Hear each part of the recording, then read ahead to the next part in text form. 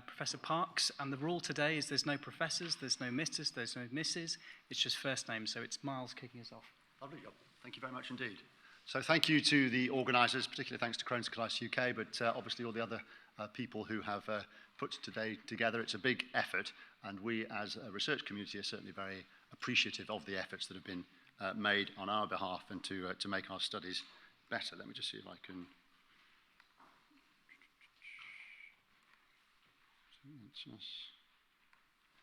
There we go.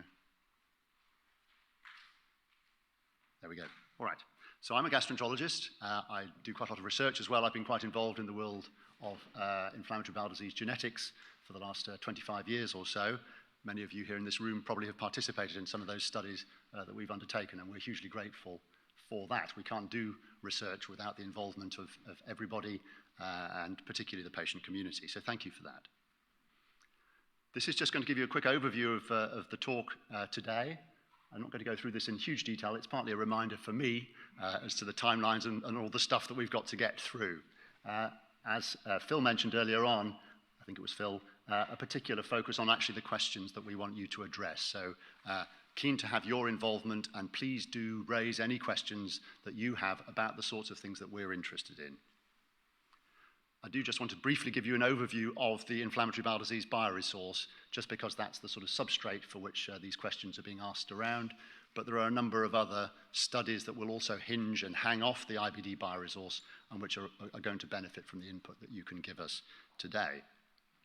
So where did this come from? Essentially, it came out of the success that we've seen in the research in Crohn's and colitis genetics over the last 20 years. It's been a very scientifically fertile area.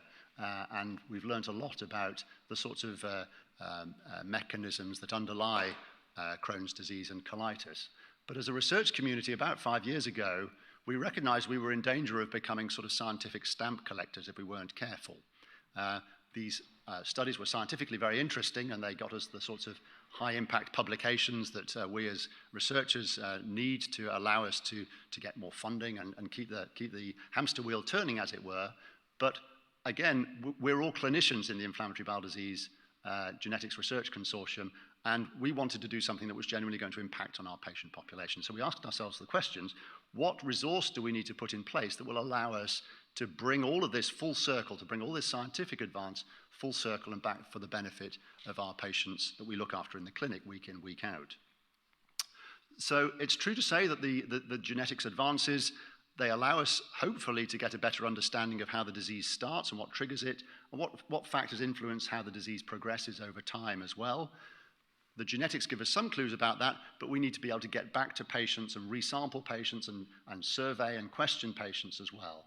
So hence the rationale for the IBD Bioresource. We wanted as well to help in the development of new drug treatments and new therapies in inflammatory bowel disease, and to test this idea that, of course, all individuals are different, but each individual's inflammatory bowel disease, their Crohn's disease, their ulcerative colitis is different as well, to some extent. Of course, there are commonalities, but are there differences that would allow us to treat people differently if we just knew and understood better the mechanisms that underlie their Crohn's disease or their ulcerative colitis? So all of these big fundamental questions, it occurred to us, require access to a large cohort or group of people who have Crohn's disease or ulcerative colitis. And this really was the motivation for the formation of the Inflammatory Bowel Disease Bioresource. We were also very mindful that this was an opportunity to really engage a large group of people with Crohn's disease and colitis in what we would hope would be cutting-edge research that would bring benefits for our patient population. The opportunity to set up a really UK-wide, large-scale program that would allow everybody to get involved. Hence, we launched the Inflammatory Bowel Disease Bioresource, the IBD Bioresource, in 2016. As you can see here, let me just check whether I've got a pointer. Is it better if I use the mouse just for anybody watching it online? So, the focus, of course, is Crohn's disease and ulcerative colitis. At the point we launched the study back in 2016, we figured it would be good to recruit 25,000 people into the IBD Bioresource, that this panel of individuals would be deeply characterized both at a clinical level and a genetic level, and that we would make this platform available to the research community in the UK projects that have been through the Scientific Advisory Board and gained approval, that's to say projects which look credible, are being run by people who know how to do research, can apply to use or access the IBD Bioresource, and those are projects that are approved. We then invite participants in the IBD Bioresource to see whether they're happy or willing to join in those particular programs and projects. The idea, as I've already mentioned, is really to hit this translation, so-called, of the scientific advances and bring it all full circle so that we can produce clinical benefit out of these scientific advances. Currently, we've got about 95, 96 hospitals set up around the UK. We launched this program in 2016, as I said, on a 5-year grant from the Medical Research Council and from Crohn's and Colitis UK and 1 or 2 others as well. I'm delighted to say we hit our target in about half the time that we thought it would take us to get to 25,000 people. So in June of this year, we hit our target of 25,000 participants in the IBD Bioresource. So that's been a great achievement, and lots of people have contributed to that, not least, of course, the patient population who've shown a great enthusiasm for this. Because we don't want to stand still, we just quickly adjusted the target, so we're now aiming for 50,000 people into the Inflammatory Bowel Disease Bioresource. The bigger the resources, firstly, the more people it can involve in research, who may be willing and keen to participate and drive this forwards, as we've heard. And secondly, there are all sorts of scientific and clinical advantages in having a bigger resource as well. A number of studies have already completed or are in progress through the IBD Bioresource. Just notice that that arrow isn't appearing on the screen, so I will, let me just, is it that one? Difficult, it's not really showing very clearly on here. But a number of studies have already completed within the IBD Bioresource, what we call stage 2 studies, and in fact there are some investigators in the room here whose studies are involved and are accessing the IBD Bioresource to help them to drive recruitment. And it was great talking to Phil earlier on, who was explaining about one of his studies, which he said the IBD Bioresource was a massive help in getting recruitment going and up and running. We're plugged into a bunch of very motivated patients who are only too keen to see these programs and research projects advance. So just briefly to explain what's involved for people taking part in the IBD Bioresource, an expression of interest, followed by information sheet, and of course informed consent. This is critical, right? This is why we're all here, and many of the questions that you'll see me referring to in a minute are to dig into what people understand by what they have consented to. We're really, really keen and anxious to make sure we're taking the patient population with us as we begin to do these sorts of first studies.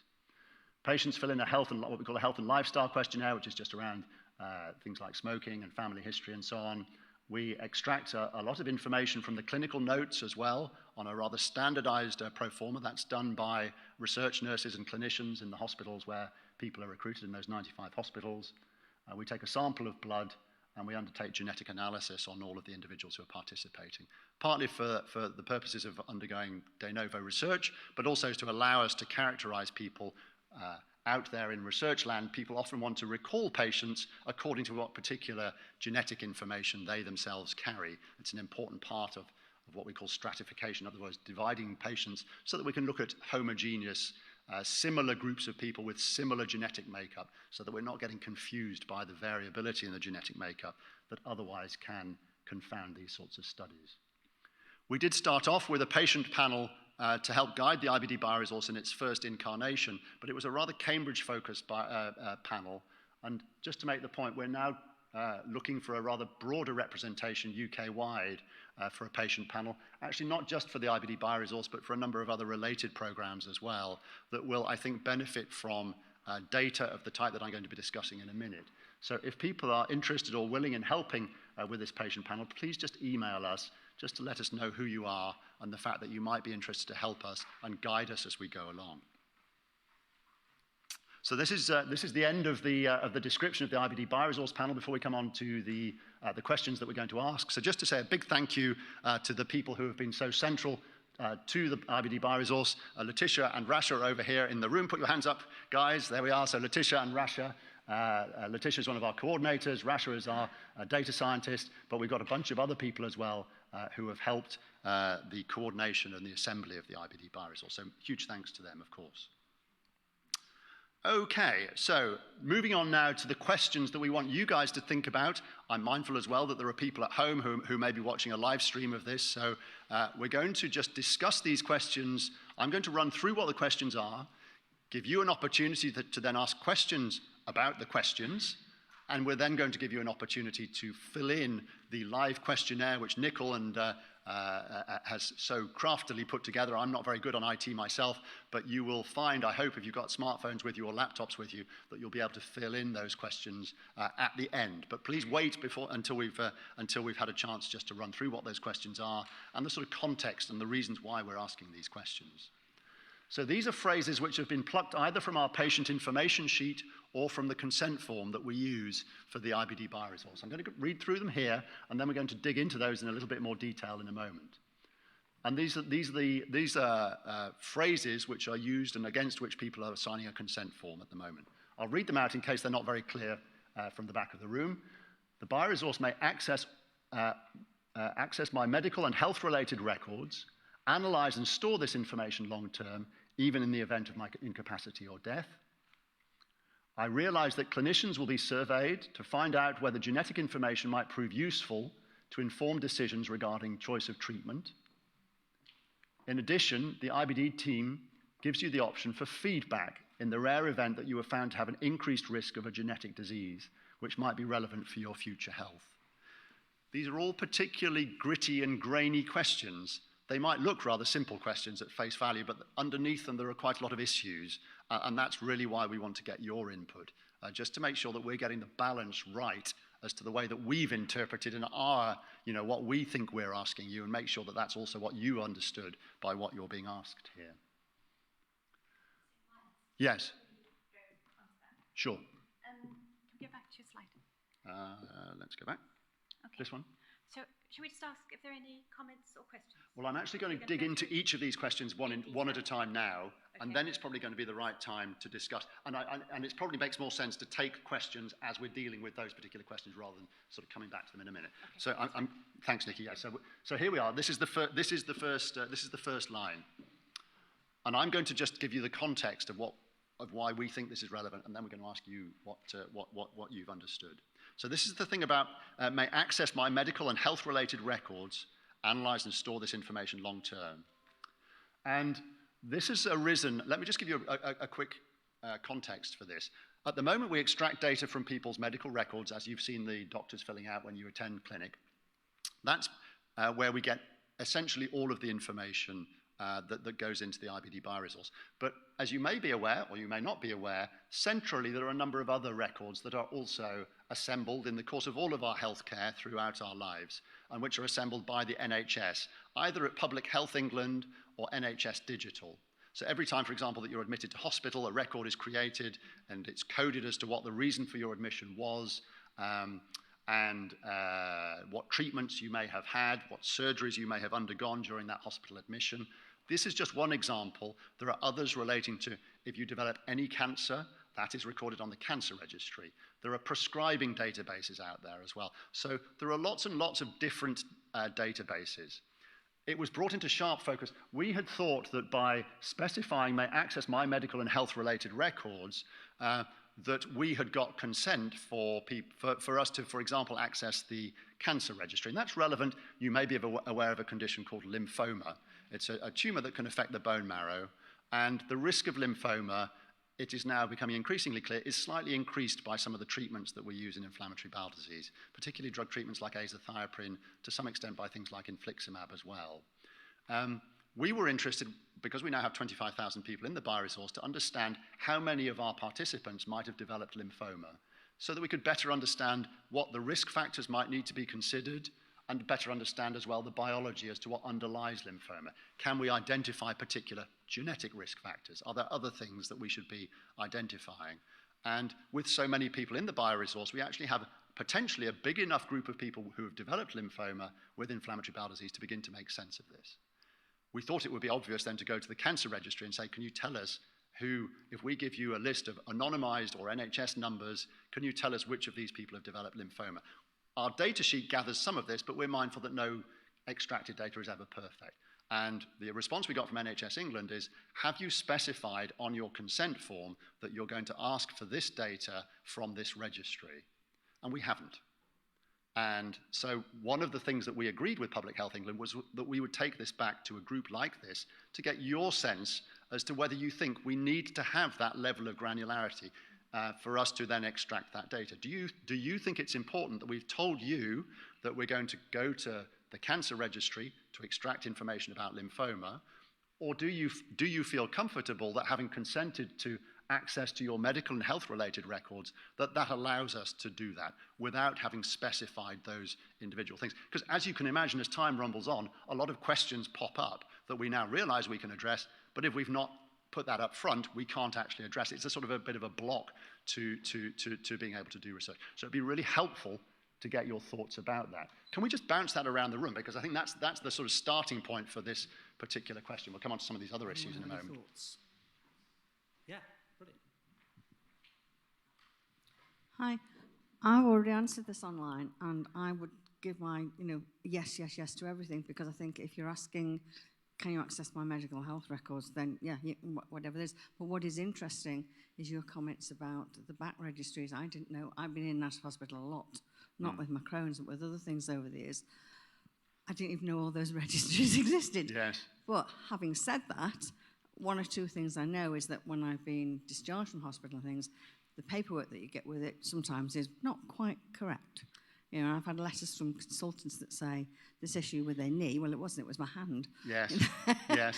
Not perhaps relevant to that. So my thoughts are, I would still say yes, I would still want you to have all the information, but do we need to know a bit more about what it is exactly you're gathering? And on a deeper level, maybe you can't do anything about it, but do we need to know that what you're getting is correct? So we'll come back to that in a minute, because it's an important point. How accurate is that data? It's one of the reasons why we quite like to use what we call the sort of intersection of different data to try and help us to make sure it's accurate. We full well know how inaccurate what's called HES data, hospital episode statistics data, is. Actually, Keith Bodger, who's based in Liverpool, not far from here, is an expert at teasing it out. There are various different levels of these data. There's a whole science around how do you use these data, recognizing the inaccuracies in it to drill into stuff that's a bit more accurate. Thank you. Where is the cast iron guarantee that that data remains within the clinical trials? That it remains within our... Within the subject that requests it, or the person that requests it. Also, if it's in the NHS database, why have you not got any access to the NHS database? Well, so we can't access the central records, the cancer registries and stuff like that, because they're held behind their own firewalls. But surely you can ask permission to access those records. We can ask permission, but they will then come back to us. If you're granted permission from the patient, so what's the problem? This is the point that we're making to them. We have said, look, we've got consent. This is what's written on our consent form, that we can access healthcare records. And they're pushing back to us to say, yes, but you haven't specified that you want to access the cancer registry to ask about lymphoma. But again, my question is, where is the cast iron guarantee from that? It is not phrased correctly. That's information that you gather. It's going to be, in fact, be available to any pharmaceutical company who just happens to be pushing a product to you. I'm not sure I completely understand the question, but just to rest assured, the data, when it comes out and is at some points made accessible to the research community, is only there in anonymized form. They don't get any linkage at all to an individual or an identifier in that regard. Okay. So any data that is linked to a patient identifier is held robustly within an NHS environment. Okay. At the point that it's made available to the research community, all identifiers are always stripped off that. Oh, that's fine. So that's an important point. Thank you.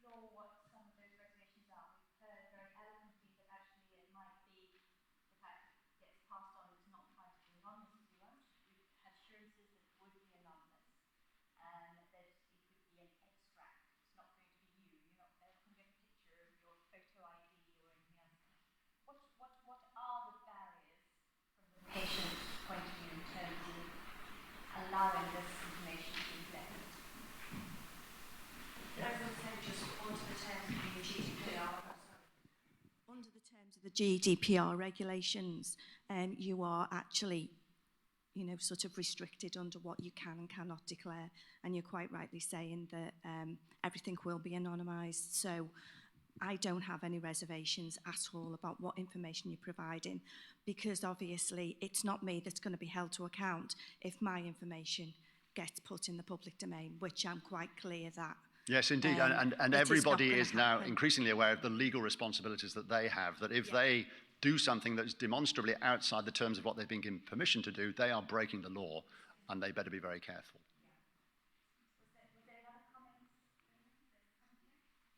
Yes, thank you. Just a quick comment in terms of the NHS system in itself. There is certain access to certain data. For example, if you sit with the specialist nurse, the level of information different than the consultant, than the GP, and even the medical, and this is from practical experience. Now, to benefit the research, of course, everybody wants to give access to the data, but on your research, there are certain data available in the system which you could access unless you have to get consent. But if you're going to go with consent step by step, you need something with the IBD, you need something with the blood cancer related, and so on. So are you going to update the consent each time you want to upgrade your research, or you just have universal access, which give you all the information data, provided it is within the GDPR data protection? Because my understanding, I mean, this organization, I don't think you are an external consultant or organization unless they are funded or built in the NIHR, which is an NHS and government body. So you have to distinguish between research organization and NHS research organization. Thank you. Thank you. So I think those are important points, and I guess it's, in some senses, that's what I'm asking you as a patient group is, are you happy for us to take consent to access your medical records as it were, a carte blanche to access all of your medical records? Or do you think, recognizing that it will constrain us a bit in terms of the speed that we can go at, do you want to know step by step with each project as it comes up, do we need to come back to 25,000 people and reconsent to them? You can appreciate there's a logistic exercise in doing that, but if there's a strong sense in the patient community that that's what we have to do, then of course that's what we have to do. And for me, So I'd be really grateful to hear people's thoughts about that. for me personally as a patient, and I've done quite a bit of research with other companies, once I've already said yes to you accessing my records and health stuff, I'm more than happy for you to forward it anywhere if I think it's going to help within any other science. I'm already anonymised anyway, so you're using my information. I don't see why anyone would need the desire for you to complicate your job by further sending us more paperwork back and making your job harder.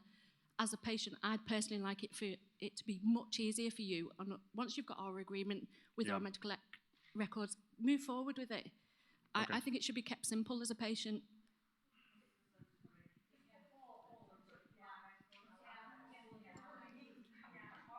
Access all my, okay, so that's an interesting, can somebody make a note of that? Letitia, I'm sure you probably are. Yeah, okay, no, that's a good, and there's another question over here. But you'll see there are some questions on our questionnaire as well, so you can answer these things and put some comments on there as well. So I just want to understand what kind of risks we should be thinking about if we did give this full access, something we might not have thought about.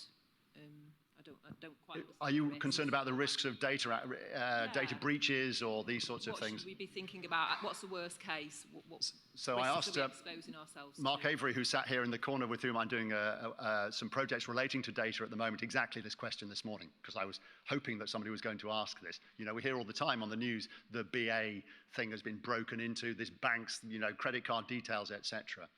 Mark made the point to me today, so all of our patient identifiable data sits within the NHS info. Yeah, Mark, do you want to, why don't you address the point? That would be better. Come up here, Mark, Thank you. Otherwise they can't see you on the live stream as well. So.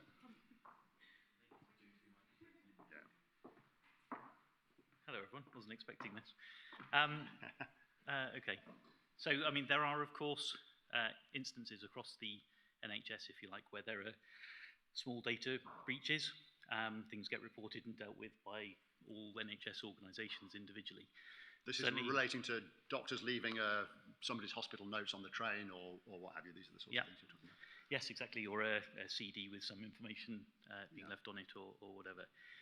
Certainly, as far as I'm aware, there's been no major hacking attempt. Well, there may well have been attempts, but no successful hack of large-scale NHS data. So actually, the NHS as a whole has a pretty good reputation for big data security. So the NHS firewall seems to be pretty secure as far as, so we've never seen on the news somebody's got into the NHS database and been able to explore people's medical records. So there's a thing called the Health and Social Care Network, HSCN network, sometimes called the M3 network, but essentially it's a firewall within which all NHS organisations operate. Yeah. And it's got a good reputation. And so the bioresource data sits within that firewall and is, so far as any NHS data is secure, so the bioresource data is secure as well.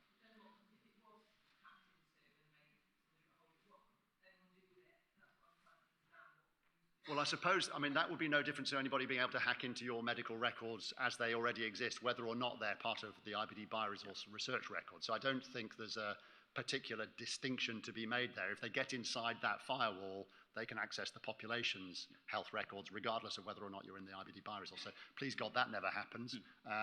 But it hasn't happened so far, and participating in the IBD Bioresource doesn't increase your risk of that happening. It's a good question, though. So, I mean, the reason why people might want it is because it's incredibly valuable. And I think I suppose there's also a point worth making in terms of collecting the data and using it for research. Somebody over there mentioned it being publicly available or whatever.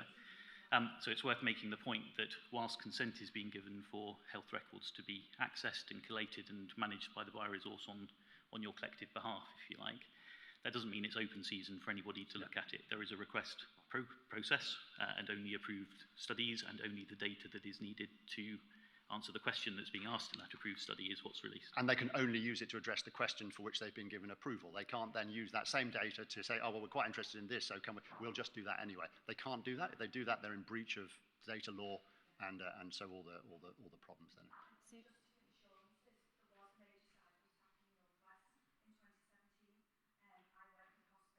Was majorly affected, but there was no breach of patient data or hospital data at all. It just meant that this huge virus was sent down. That actually affected many trust funds. Thank you, yes, perfect. I think I'm going to help because you asked a question about risk and what potential risk there is to you, and perhaps this might be for Mark and Miles as well to help you put that into words slightly better. At the moment across the UK, 10% of patients do not allow their data to be used for research or audit purposes. It's called a type 2 objection, and your data can only be used, if you have a type 2 objection, can only be used for your clinical treatment. So in other words, clinical records only. So can I just ask the room, does anybody know that they have that in place already? Okay. So you can see that there actually might be another question that you need to deal with in this, is that if those people who have that objection already in place, your data would not be available in these extracts. And so that might be something that you also need to build into this.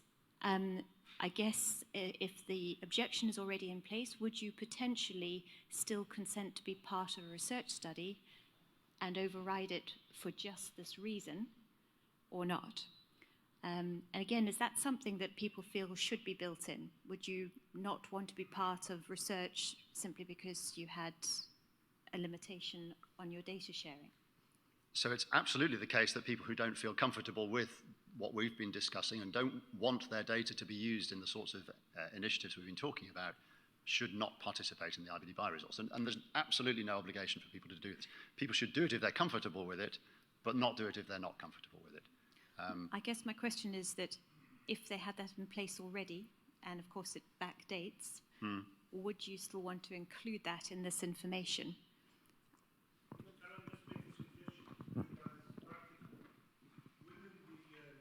Within the NHS digital or the IT system, Say you took sample of 25,000 patient or 50,000, whatever, you develop them.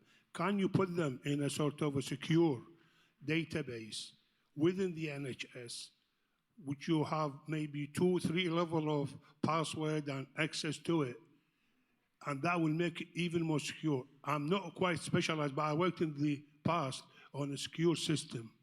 But you need some logistics, legalities. It is already within the NHS environment. It's within the N3 How network. secure? I know there are incidents every now and then. There is hacking in the NHS system, not database patient, but the whole system. Remember a couple of years on that Bitcoin regarding payment on this. It does happen. BA system, you do hear. But if there is a system of high secure, maybe people will have more acceptable and reassured. Okay, I'm going to move on because we've got quite a few other questions that we want to address, unless anybody else has got. Gent at the back. This on? Yeah, it is now. I do have a type 2 objection. The reason why I did it is because I was afraid that my medical data would be used for research by, say, financial or insurance companies. Yes. Rather than yours. So I don't know if there's a way of the NHS accepting a new type 2 objection, which is to be that I can override it just for your research purposes. So within our within the IBD Bioresource and within any related studies that are going to follow on from that, we will not allow access to people who just want it for financial benefit. We will allow it, and you'll see a question relating to access by the pharmaceutical industry. Some people have strong views about that.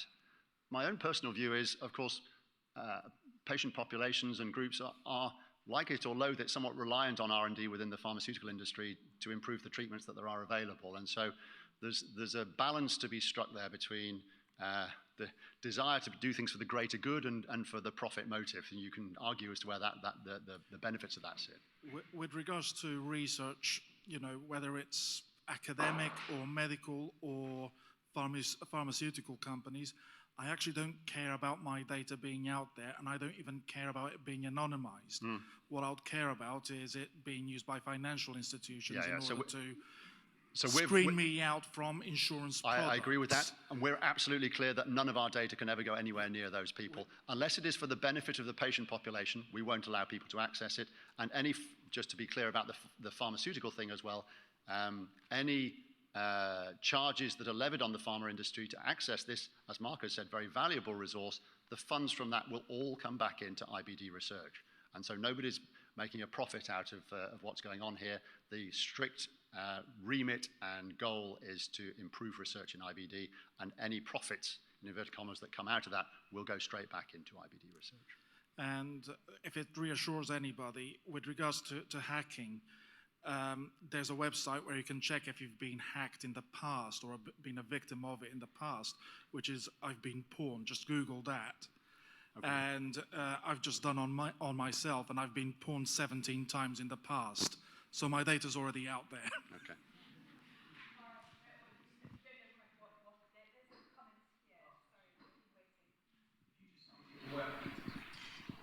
Right.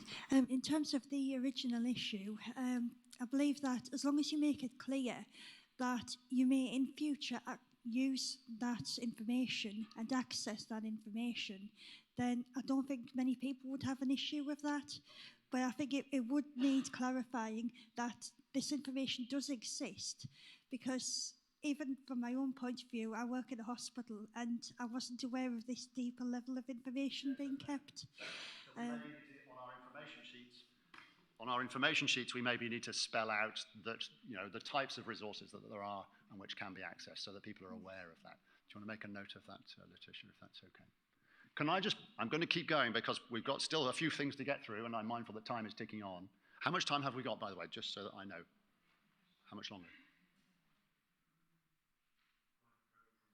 5 minutes. Okay, so we've got a lot to get through in 5 minutes. Do we need to keep coming back to you to ask you to refresh on the consent? People's opinions change over time. What sort of time frame would be sensible to do that? If we do that, would you be happy for us to consent you electronically over email? Because, of course, that's a much easier exercise than having to go back and do a face-to-face thing. I'm going to keep going. Do you want to access your data? Do you want to know what we're holding on you, recognizing that every time we give you access, it maybe increases the risk that somebody else can get access to it as well. So just give us your thoughts. We want to know. That's a really good question. Do you want to have access to your own data? Understanding that each time a password and username is sent to you, that makes the system easier to get into.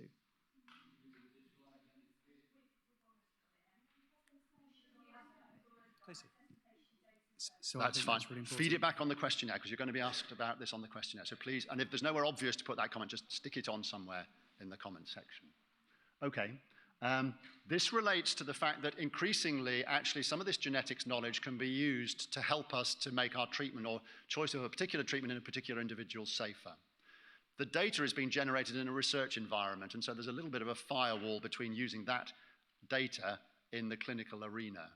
It kind of makes sense to my mind that the clinicians might want to use that information, and our intention is to build a research project around this. With the availability of that data, did the clinicians find it useful? Did they look at it, and did they find it useful? I think that will be the lead in to then implementing this at the clinical level, so that it's actually a funded part of what the NHS can offer. There's a bit of a chicken and egg situation here. Until we can demonstrate that it's useful, the NHS won't take it on board, and we can't get it taken on board until we've demonstrated that it's useful. So I'm hoping that people will be happy with that concept. We've asked whether you would want to see that data as well. It really only affects prescribing choices, so I think that's less relevant than the next question that I'm going to come on to, which is, and this is a sort of rather nuanced question. As you do more and more detailed genetic profiling of people, as well as identifying things that are interesting for Crohn's disease and ulcerative colitis and treatment outcomes and so on and so forth, inevitably there is a small chance, and I emphasize there's a small chance, that you will come across genetic variants that might predispose you to other things. You're probably aware, for example, of the rare breast cancer gene BRCA1, and which we will identify in the course of our detailed genetic profiling. And so for participants in the IBD Bioresource, we ask the question, if we do find this sort of stuff, mindful that these are being done in the research environment, do you want us to put in place a mechanism whereby you would get fed back that information? Okay. So again, on our consent form, you can sign up to yes or no, and it's up to you. But it's one of the questions, or one of the issues is that we don't have genetic counselors in all of our clinics to provide the background to this. But I think it's very valuable for us to understand what you as a patient group would feel about that. I mean, in principle, of course, yes. But from my own experience as a university teacher, I've had students who have refused genetic tests because they've frightened them. No, they indeed. Don't want to, once had a father dying of Huntington's disease. No, indeed, and that brings it into sharp focus, and that's why we offer the option of saying no. You can just give your research sample, and it will disappear into the research world, and you will hear nothing else about it. And I think that's a really important point, actually. Yeah, but even so, some people just don't want to know that that information even exists. It depends on your philosophy of life and health and lots of other things. So that's how it would. You wouldn't get a letter in the post. It would all go through a formal mechanism, and actually you would be retested for it as well within the NHS environment if these sorts of things came up. So, I was just going to raise the point that with genetic testing, you don't always know what those genetic tests are for. So that could be a condition like Huntington's, or might identify markers for Parkinson's, motor neuron, things that you might not have treatments available for, and the individual person wouldn't. So it's a very important point. Genomics England have got a short list of what we call medically actionable variants. Yeah. That's to say, in order for the feedback to happen, there has to be some treatment that you can deliver that offsets that. Yeah. So we wouldn't tell you about Huntington's career. Yeah, so for example, BRCA is different because you can do something about indeed, it with the BRCA gene.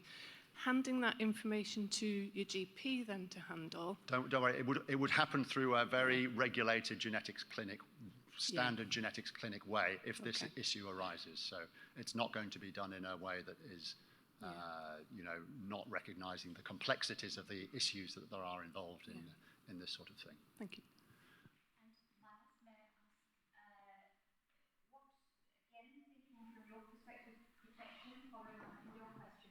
What about if the patient has died and there are implications for their family members? So this is all sort of wrapped up in the genetics stuff. And so for issues where I've not thought about where the patient has died and has got a medically actionable variant. I don't know. I would need to give that some careful thought. Yeah, what do people feel about that? Would that be something else that you'd want where you have your consent saying yes or no, I want to be told? Would you also want the question, if I no longer have capacity or have died, I would want my relatives or my next of kin notified yes or no? Would you like that question as well? Because that's very simple to, and then helps you with your risks. You were asking about risks and dealing with the whole.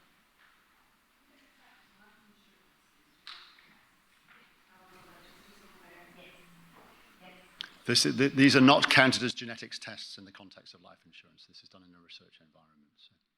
And the important point there is not just that your relative would be told that you have it, but that your relative would be told that they might have a risk of having it. So you're sort of consenting for someone else at that point. That's why that's so important. Say again, sorry? My instinct would be not. Do you want to make that point? Sorry. For me, it's my information. If I pass away, if I wanted to tell them when I was alive, I would have. That would be my. Yeah. You would be given that choice during the consent process of whether or not. Yeah. If you're no longer there, then that's the end. Yeah. I think because I'd already know about the results, and if I wanted to tell those people that they was at risk or I was at risk, then I'd have done that. If I pass away, it's then not. Yeah. Okay. Wouldn't change. The information's already been given out to you. Mm-hmm. It's actually your responsibility, and that's Yeah. what happens on your death. This is in the event of something being found after you had died, and you hadn't yet been told about it. Oh, then no. Yeah. Yeah. I'm going to move on because I do want to get to the questions as well, just to give people a chance to see what questions you're going to get asked, because that's the main thing that we're going to be basing our stuff on. So I've got the questionnaire live here that you're about to get. If we get, how many more minutes have we got? Okay, so listen, I'm going to whiz through these questions, and then you're going to be given a chance to get onto the link and answer the questions. Okay, so this is the questionnaire that you're going to see. Where in the world are you from? England. Yeah. I, in fact, don't have inflammatory bowel disease, but somebody in my family does. This is trade secrets coming out now. So these questionnaires you're all going to get, and they're really, really valuable. If they've not asked the question that you think they should have, there's a comment box and you can add, you should have asked us this and I would have said that. And that's really, really useful. So please do take your time. They're going to stay live after this event, so you don't have to think about everything just now. You can go home and do it. But the real valuable thing is to capture this data. So, if you can, we'd be very, very appreciative. Can we go up on that? Oh, there we are. So this question 5, the bioresource may access medical and health-related records, analyze and store this information long-term. You've just seen that phrase. And then there's a series of questions here, really based around the sorts of things that we've just been discussing. So please just give us your thoughts. Yes, no, or not sure. It's fine to be not sure. Some of these issues are quite complicated. We're going to give you a few minutes in a mo to answer these. And just read down there.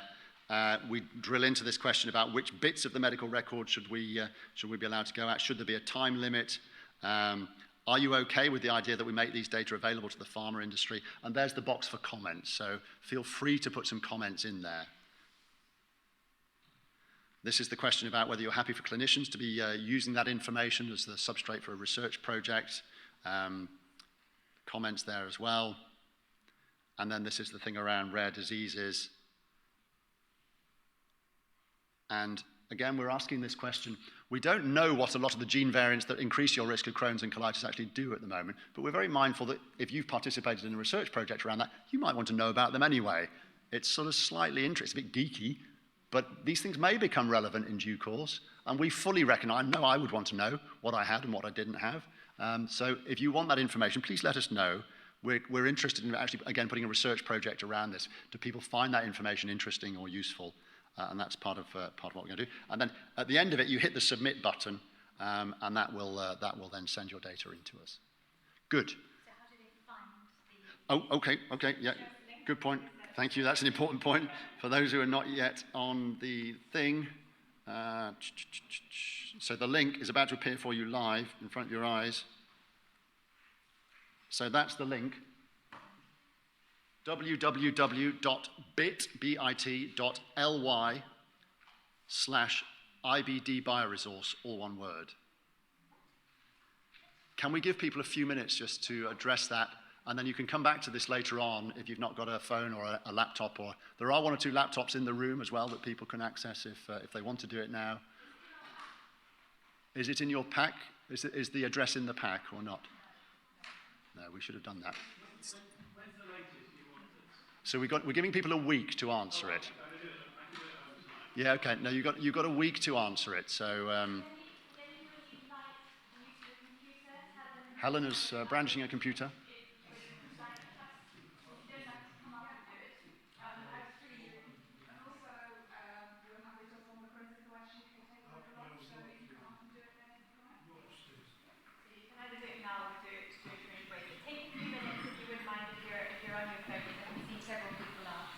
While everybody's doing that, can I just make a general comment here, and this is personal experience, is that when a member of my family was asked about research, we all had a really good conversation at home about people's attitudes to it, about taking part in a clinical trial.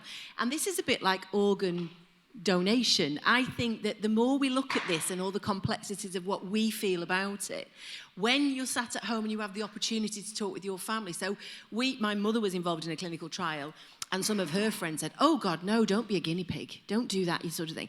And then other people said, oh, how exciting is that? And we kind of took the leadership from her when she said, heavens no, she said, if anybody can learn anything from this, they should have it all. And so she kind of led the conversation about what we all felt about it. And then it came to the questions about, well, would you want to know that data or that data? Because the world is this, all this genetic stuff is so stimulating and so exciting because we can get further with it. But then it gives people time to think about what they think about it, because let's hope we all get involved in more research, and this whole message that research can and should involve all of us is something we should be having around the table. And I certainly think the younger generation are all in it straight away with 2 fingers on the phone, aren't they, doing, oh, well, I'm signing up, I'm doing this. So I really encourage everybody to, from this experience, to go and talk about how would you feel about learning about this, how would you feel about learning about that. Yeah. Have that discussion and keep that going, make everybody active. Point. Thanks, Julie. Thank you.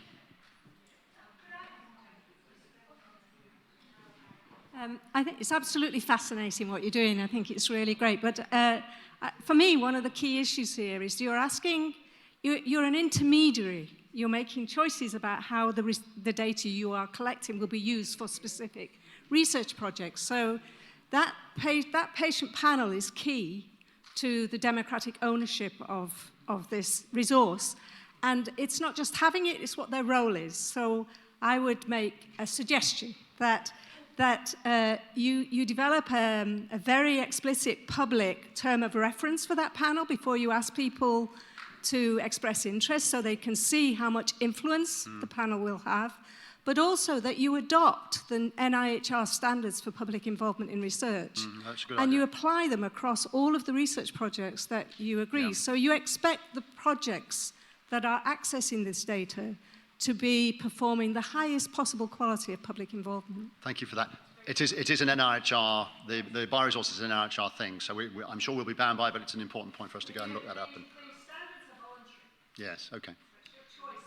Okay, no, thank you, I think that's very helpful. I was just going to say that Miles is also looking for a patient panel, so if that's really interested you, please meet him or who else is from... Letitia and Rasha. Have we got a table upstairs as well? We haven't, but here we are. Cool. So Letitia, Rasha, Miles, speak to any of them, get involved. There's a whole bunch of other people looking, so, wait for the end of the day, because mine might be good as well. Okay, so Mark's going to tell you what's going to happen for the rest of the day now. Thanks, Miles. Okay, so we're now running 15 minutes behind, but that's okay. We'll make it up somewhere. And I noticed we've left... only a little bit of time to get from one room to the other. So what we're going to do now is break the group in half, and you can do that however you like. There's 2 talks going to be going on concurrently. So Jenny Clough is going to be talking here about Tribute, which is a T regulatory T cell study that you're going to hear more about and be explained exactly what that means. And that's a Crohn's disease study. And in the breakout room, which is across the hall, there's lots of people on the way to direct you exactly where to go, is the PROFA study that Sue Blackwell, who you heard from earlier, will be presenting, and Tom Pinkney will be doing that with her there too. And that's looking at patient-reported outcomes after parastomal hernia repair. So you can decide now which room you'd rather stay in. So here for Tribute and across to the breakout room for PROFA. Okay, so yeah, so if you're interested in PROFA, Sue's going to lead you and we're going to guide you to the next study. The rest of the sessions are going to be much smaller and we'd really like to hear less from us and more from you. So almost you take the mic and pass it around yourself. So that was a gentle introduction. Okay.